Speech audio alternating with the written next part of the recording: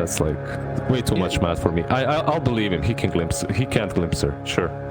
I mean, you got to time it, right? It's like the same with BKB. You just, I guess you just... What the heck? No! Not the little tree on the cliff. Look at him moving. He's stuck. The poor guy.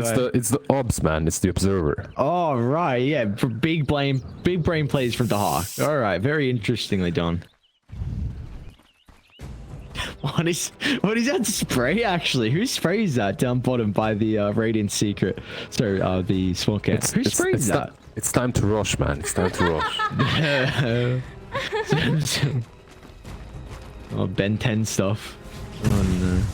Do you Ben 10, Lizard?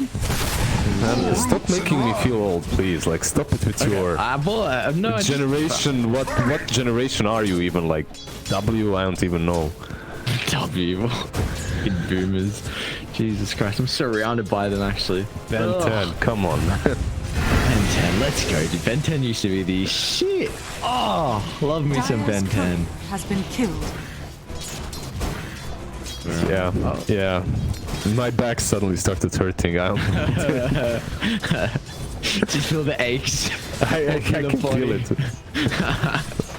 Oh no. Alright. Is there this bottom lane in particular I'm looking at with the disruptor on Seneko and of course the Hawk playing the Nature's Prophet. How does this lane actually work with the double ranged on BetBoom? What's kind of the angle for them to come out on top? Look, whenever you have two ranged and one of them is disruptor, it's always the same. Just hit the hell out of them. Approach the lane with Thunderstrike and bunch of mangoes and just right click constantly. That's something that they've managed to do so far. They've pretty much killed all the tangos on Underlord. So yeah, you just want to be harassing constantly. We got to see the mid lane as well. There was a last pick Tiny coming out for the lads on Mind Games. So trying to flex this, giving over to Ankrad. I think Big Them had a pretty solid performance, honestly, in the Tiny in game one. But do you feel like Ankrad is going to be off to a good start in this matchup? I don't like the core Tiny on mid lane that much anymore. Top lane noticed he might actually go down. Dino's out of spells and Slayer can't catch up for the frostbite.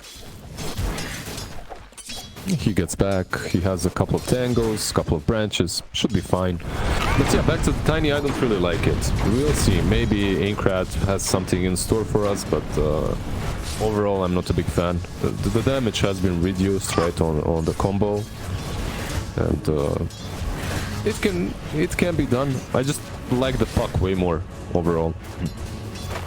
It looks like a incredibly free puck game. Maybe the lane is a bit of a concern. Like there can be a stage where Ankrad can blow you up. Going to be looking at Lyle if he goes for the early raindrops and how the power runes, if Mind Games can help secure them for the Tiny. But I do think it's going to get to a stage where Puck, if he finds his items, they're just not really going to have an answer to Lyle. But also Ankrad is against a lot of heroes on BetBoom that are incredibly squishy. So maybe he could get off to a flying start as well. Again, it just really comes down to the power runes. As top lane action continuing to break out. Notice in Slayer.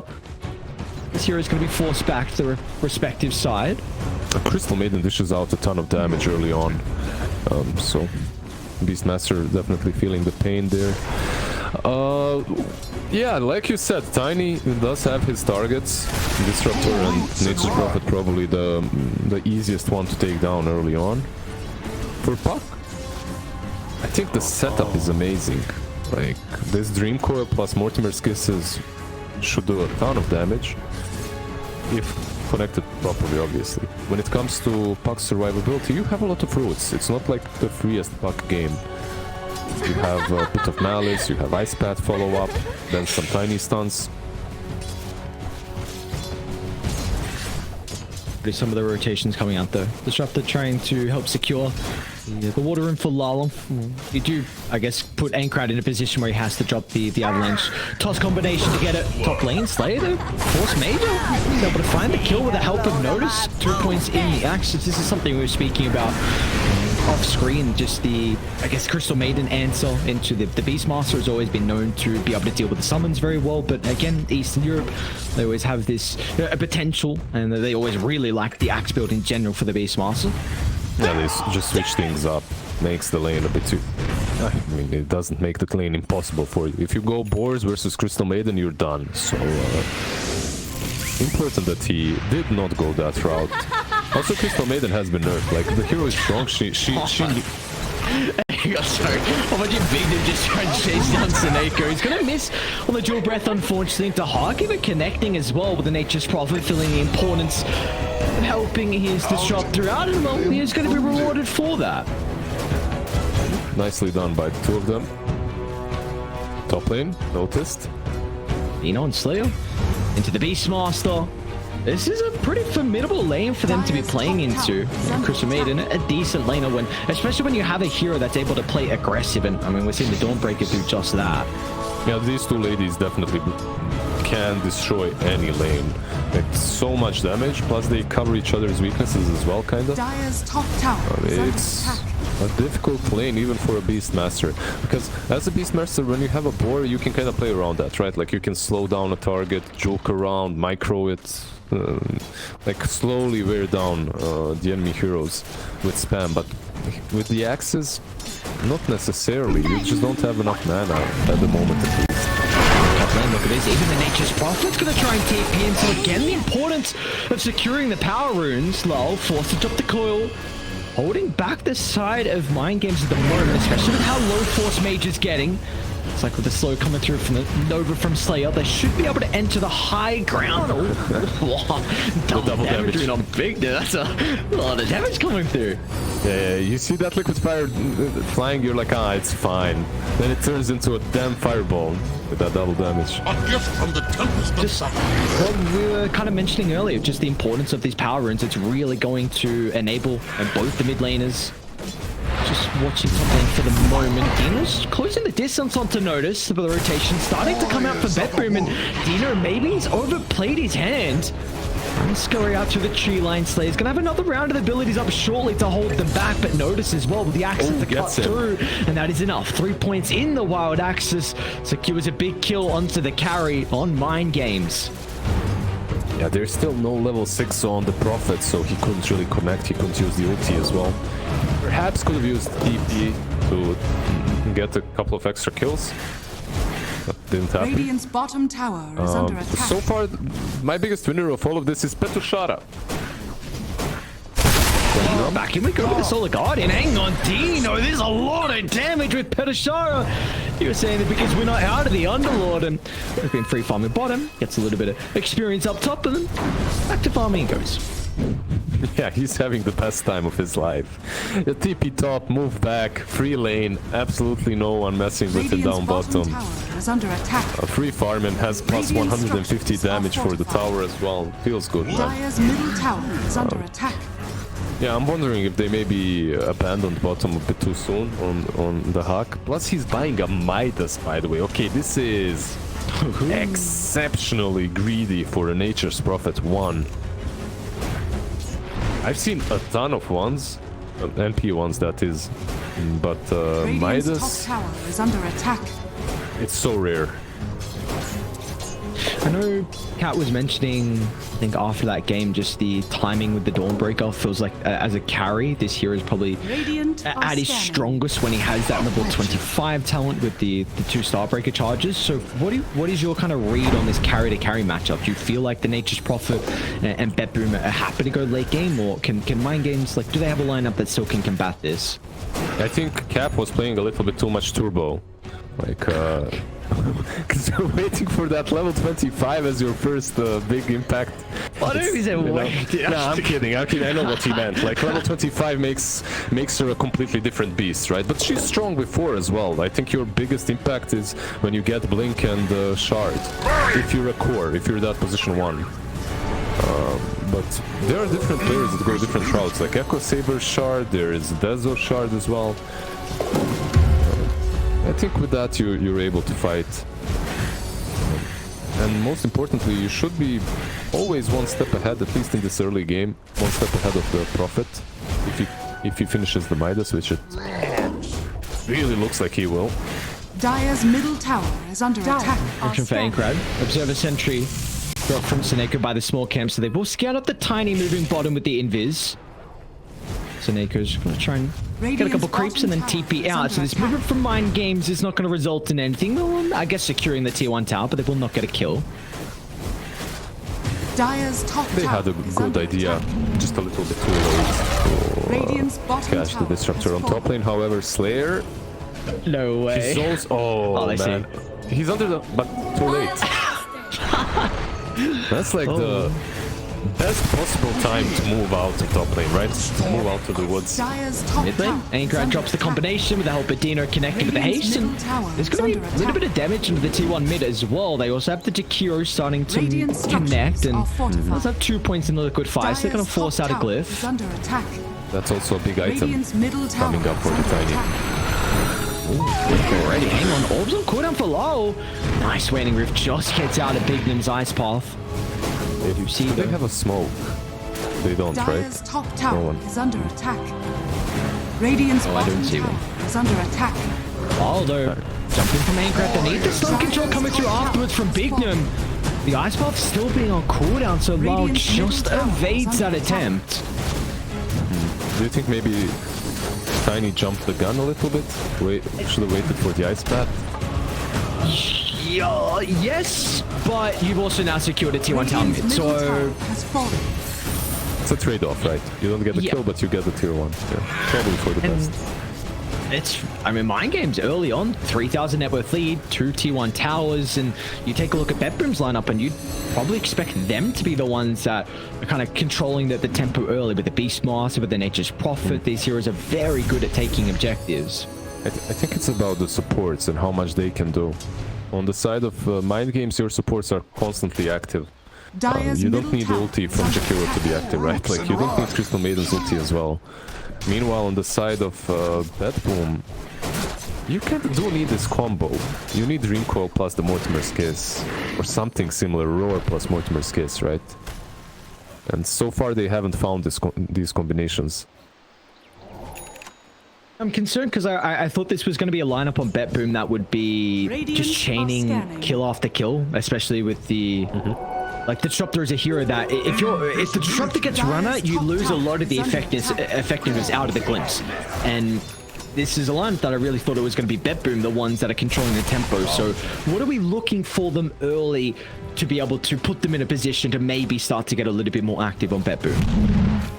Just any sort of a smoke with the Puck or Beastmaster, and they can start making plays. Their Dire's middle biggest tower issue, is under however, right attack. now is that Nature's Prophet is half of a hero that he could be. Like, he could either have a Witchblade or a Maelstrom. He has a Midas.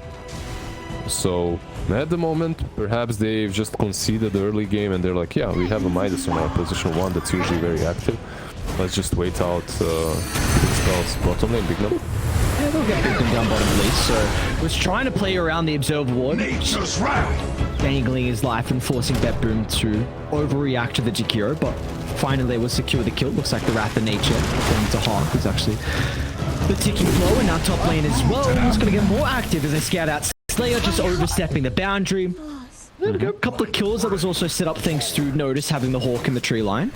And they didn't really use anything. More Roar has been used. On mid lane, Sucker Aincrad. mid. Jump. Oh, Jesus Christ. A raindrops, rather. Tiny one. He's a formidable force with this burst. Are they grouping up to smoke? Looks like they are. Yeah, you can see that Radiant's both of middle these tower teams is have under attack. that pick-off potential that you asked about. Just about how you approach it. See how they can connect this though. Notice is also showing top. They're unsure on mind games and where they want to direct this smoke. They were trying to move down bottom for the moment. They're going to part their way back to mid. Always in the neighborhood. If they keep going with this, they might just catch him out on the outskirts. Aincrad's going to kill, but the help, the extra damage coming through from the Solar Guardian and the stun afterwards. Dino, beautifully done. No hesitation with the Solar Guardian, connects with the Jakiro and the Tiny, and they bring Lol down for the first time this game. Boots on Agi, sadly for the Puck. Plus he has the Vitality Booster in the courier. Maybe if he had those two things, he still probably dies. Most likely. They have more than enough damage and control. Dire's top tower is under attack. Another smoke though. Look at mind games. Really trying to push the tempo on the side of the second game. I guess you're playing this tiny mid, right? So you really want to be making as many plays as possible with the Blink Dagger. It's not like you're gonna go to the jungle and farm, so might as well utilize as many smokes as possible. Disruptor, however... That is just really good position from Seneko. They get the ice part, they will get the kill afterwards. Notice he's actually still sticking nearby. They're going to try and drop a couple of ultimates. Thinking about entering the Fiend's Gate instead is Notice, but up goes the other side and Petashara. But one of the kids is going to get laid down along with the coil, so BetBoom feel like they're still in a position to take the fight. Targeting down Dino at the moment. They might be able to secure the Dawnbreaker, but he just gets out and they blow up the puck. There's no love for the team fight. Now they can chain this into the Snapfire kill as Mind Games a 3-for-1. They were still in a position to stick around even though BetBoom had the ultimates in the arsenal. The biggest issue that I'm still seeing for the side of BetBoom is the Hawk's Nature's Prophet. Like, you just have a lot of network on this hero, a network that's not usable. That's not useful in the fights, right? Like this kind of a fight, he TP'd into it in pretty much the last second, the last moment. He didn't dish out a ton of damage. It was mostly Wrath of Nature. Perhaps if he had a different item choice early on, it would have been a bit better. It's hard to say though, because Prophet is still that hero that needs like Maelstrom plus Satanic, Maelstrom plus BKB, Witchblade BKB. You know, you need that BKB, you need that second item, and then you're ready to join the fights, and then perhaps BetBoom will be more successful in these team fights. I think for Mind Games, a very minor thing, something again to bring back on, we brought it up earlier, which is how important these power runes are going to be. And for Ankrad, he's gotten the past 4 power runes, so he's got a haste in the bottle now for the Tiny. Might get glimpsed back, they don't have vision. But it's just, Mind Games is doing a very good job trying to bring supports around by the 2-minute mark, whenever it is, and trying to help secure these, and then they'll be forced to pop the haste just to try and evade that attempt though. They're just trying to split push really constantly. They have this shard on the Nature's Prophet, and that's what they're doing. They're pressuring the lanes with it. Seneko, look at enter. Static Storm, one of the kisses, a lot of ultimates trying to be dropped to bring down the Tiny. They might be able to do so. The tail end of the globe secures the kill into Ankrad. Seneko's probably going to trade his life for this, but BetBoom, you stick around though. Dahak's going to show up. Targeting down the Crystal Maiden for the gnome. They even have Notice sweeping from the northern side as well. He's got the helm of the Overlord, but they're going to be cautious though. They're stepping over because Petashara enters the fight once again straight onto the Nature's Prophet's positioning. Petashara just reveals all the damage the Underlord could be dishing out with the right clicks and out turns to beat onto Notice as well as the Cookie.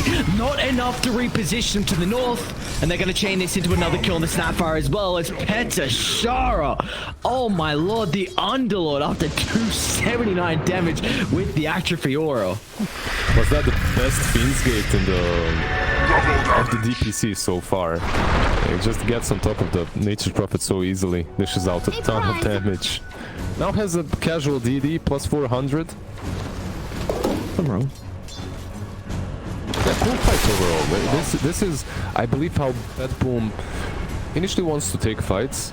Like Dream Coil plus the Mortimer's Kisses, blowing up the Tiny, you have that Vessel. It just makes him a really sad draw.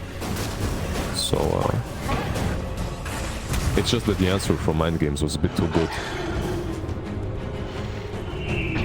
Yeah, and it's also a fight where we see a little bit of involvement coming out from the Hawk. I know, like you did mention that the Underlord was even better Fiend's Gate to get on top of Nature's Prophet's location, but the Hawk has swapped his item build. It was going Desolator, but feels the importance of a BKB, especially with just being able to TP in and mitigate a lot of the spell damage from Mind Games.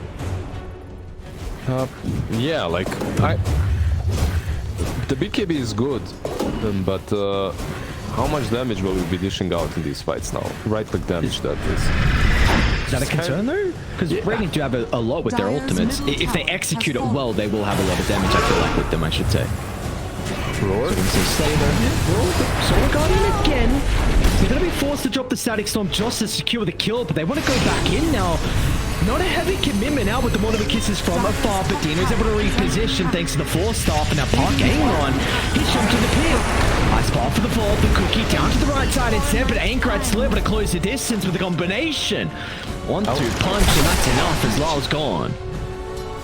I'm about to answer your question now after the last team fight. So they do have the damage, definitely, but they need to kite out the BKBs. As those BKBs are coming online on the side of Mind Games. The Tiny is getting closer to one. Dawnbreaker obviously has that shard, and Underlord already bought his. Radiant's So, middle tower yeah, is under like, attack. you definitely have ultis to work with. You just have to... You just have to consider those BKBs, which will completely negate your magic damage. And another thing we kind of spoke about in game one was just the Beastmaster and what this hero is able to provide in regards to vision and having always, I'd say like 80, I don't want to say percent on it actually, I should just say just the Beastmaster is going to almost guarantee you have this vision advantage to be able to get a fight on your terms where you're able to bring down that key target, maybe avoid a gank. So, you know, this is something that BetBoom can use in their arsenal where Mind Games don't really have this capability. You're right. It's not only even the Beastmaster, right? Like you have the orb from the puck, you have these treants running across the map. Like, vision advantage is 100% in their favor. Hey, what's going on in the pit? What are you doing here, my guy? No way no, it's gonna work. Oh man. This is so dumb. Here comes the hack to just finish it off, right? Teenagers are in the neighborhood. Let's see if they want to stick around for another fight as Aincrad. That's the Beastmaster. They're gonna toss him out of the Solely Guardians. A little bit awkward there from Mind Games, but they will get the kill. There seems to be no reaction from BetBoom as they're happy with what they've got him. The Ages now onto the Hawks Nature's Prophet.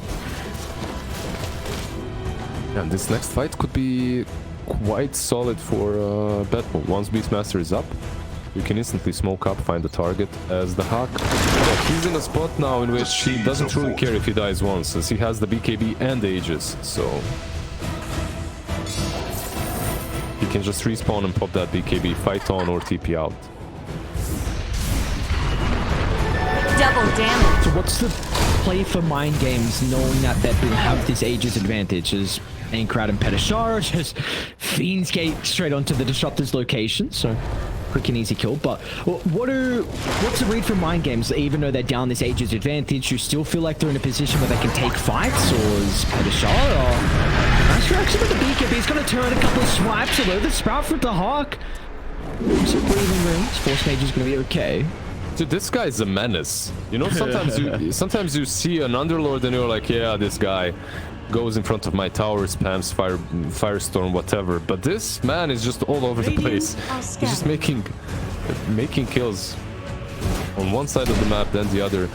Back to your question, I think Mind Games can fight, but it's not necessary. Like, you're playing against an Aegis and you don't have your BKBs done. So most likely, from their perspective, the proper approach is get pickoffs and dodge fights. Wait out the BKBs, wait out the Aegis.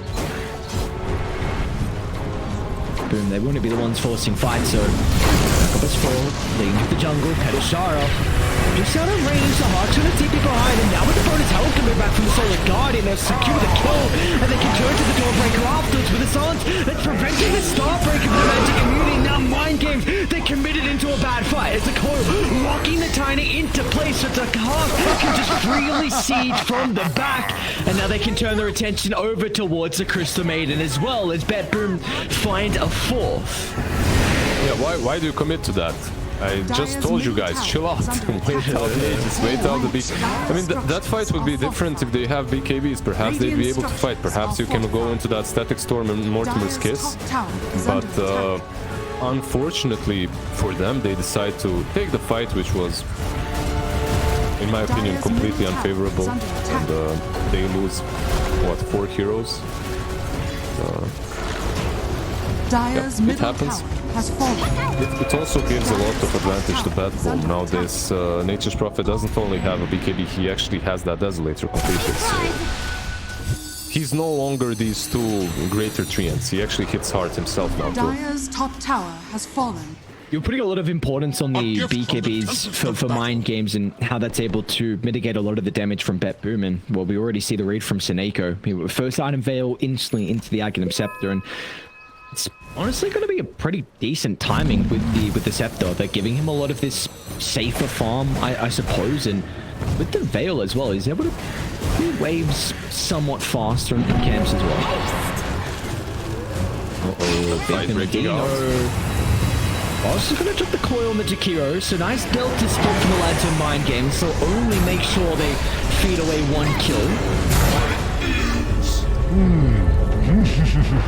I believe the lesson was learned from that last time. The problem is, the last time Dawnbreaker committed instantly, and when Dawnbreaker commits, you don't really have an option, right? Like, you need to follow up. So it's your position 1, it's not some offlane or position 4 Dawn. This time around, it was just the Jakiro, so they can cut their losses. Oh, Ankrad's in trouble bottom lane. The Globes reinforce Major, giving them the vision to glimpse back to Tiny. Really nice play from BetBoom. They saw Ankrad starting to path his way bottom. I think the Beastmaster just scouted him out of the tree line, so they saw the blink as well further to the north, and they knew that we could keep chasing, drop the ward in the lane. That wasn't what secured the kill, but it was just a great read regardless that he was going to poke out of the tree line, and then we could have glimpsed him back. Yeah, truly nice kill. And look at this army from hell on the bottom lane. Jesus. You have the dragons, you have the trees, you have the whole goddamn zoo pretty much coming. I guess that is definitely the one nice thing about Mind Games' lineup is how they can defend quite well with the Firestorm and the spam from the Jakiro, but if you're... It's a bit difficult to do that when, especially when the Aincrad's been killed off, and you had the Aegis advantage as well for BetBoom. So I mean, that was about a 6,000 swing, I believe, with that first Aegis. So BetBoom have to be incredibly happy with what they've gotten. 100%. It just came to them. That first fight came to them. Then they got a couple of nice pickoffs. I have to say though, this defense on the high ground wasn't necessarily because of Jakiro. It was the fortification used. And now that you have used the fortification, you'll probably see the Hawk just sending his greater treants constantly.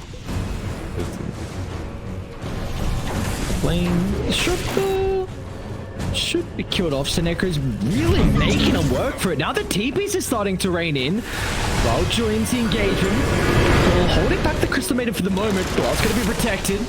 Early use of the BKB. Gets it all about the last second. Will make sure he secures the kill before he evades his gank. Got some heroes playing behind it, but with the Dire Ward, they will be scouting out BetBoom's positioning by the tier 1 tower. So in the end, a 1-for-1, but a lot of heroes from either side showing up. Check the trees down bottom. On the march. Already going for that first tier 3 tower. Slowly but steadily. And yeah, what was used on top lane? Dawnbreaker's ulti, right, and Crystal Maidens. It's not a big deal. Not a huge deal, at least for mind games. Do they have the BKB? Yeah, they have the BKB on Tiny. I think it's only a matter of time for them to start making at least some plays. If they could find the hack, if they could find him somehow, it would be amazing. But he's getting big too. Like, look at him. Yep. He almost has this Skadi completed. If he goes for that, he could have bought the other ultimate orb. He's saving for now. Yeah, they've got some real big issues with their lanes. You see the Hawk just shoving up bottom, and as soon as heroes rotate down, then Lal's dealing with top. So it feels like, yes, mind games, if they need to smoke, they need to start getting proactive, but the lanes are always an issue. You need to deal with this before you smoke, otherwise it's going to be very obvious. You hit the nail on the head. They just smoke up as they have pushed out, and they do have 2 global presence heroes, right? So there is that. That's a silver lining for them. Dawnbreaker on one side, Underlord on the other, and they can connect to any smoke that you make right on the map. So as long as they aren't the ones picked off, which can easily happen, this is what teams do. You see Seneko, the trio of mind games. I'm gonna get a quick and easy kill onto the disruptor, and that's again though, that is just smoke, unfortunately for mind games. That doesn't really result in a whole lot. Back to a split push or back to the side lanes getting pushed out for BetBoom.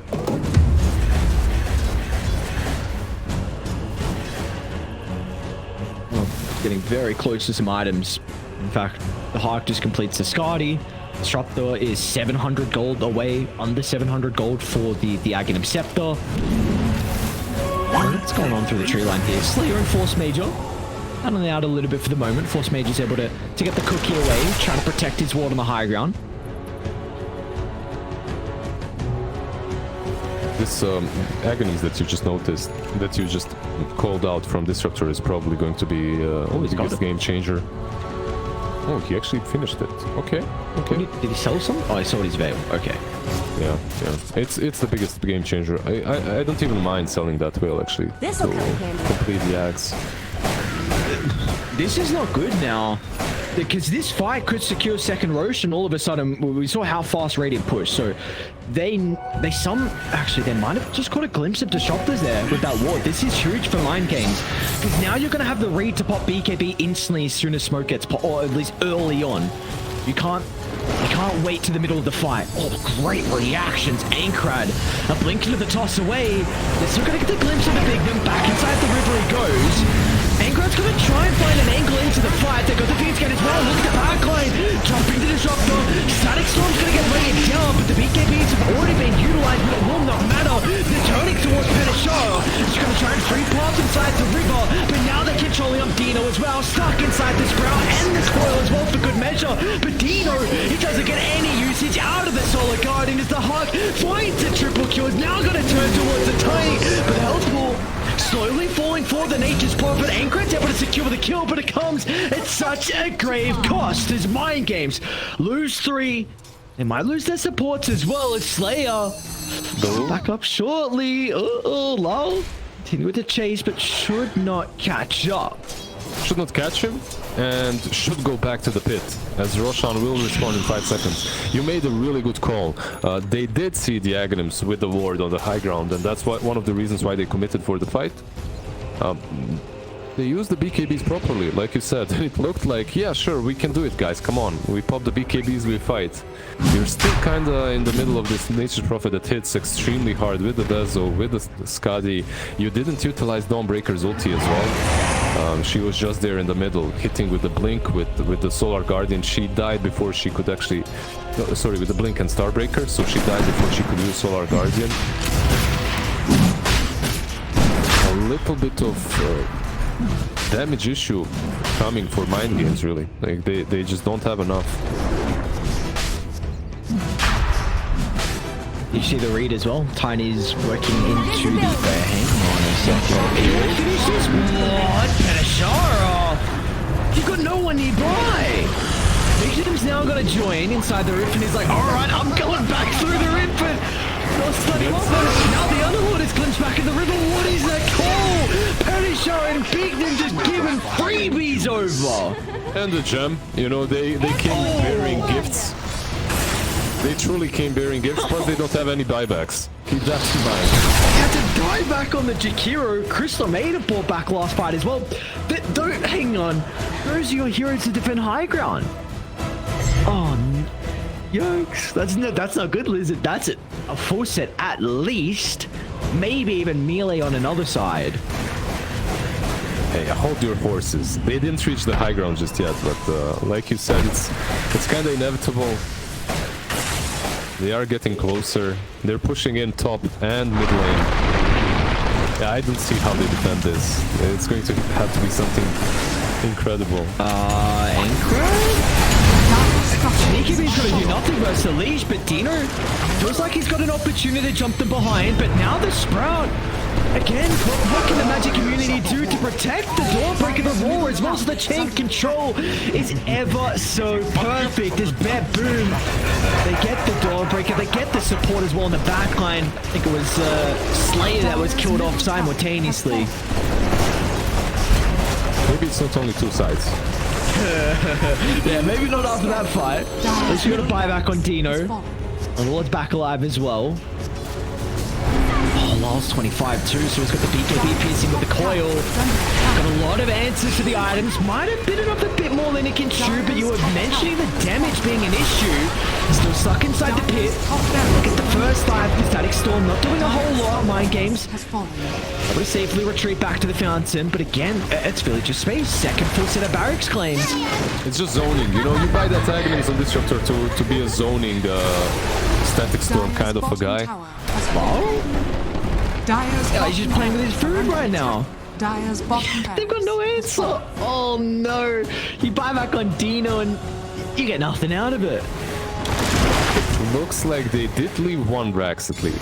So there are no mega creeps, right? They live to fight another day. They can perhaps mount up one more defense if they can jump. I don't know who. You know what? Sometimes as a caster you're supposed to be,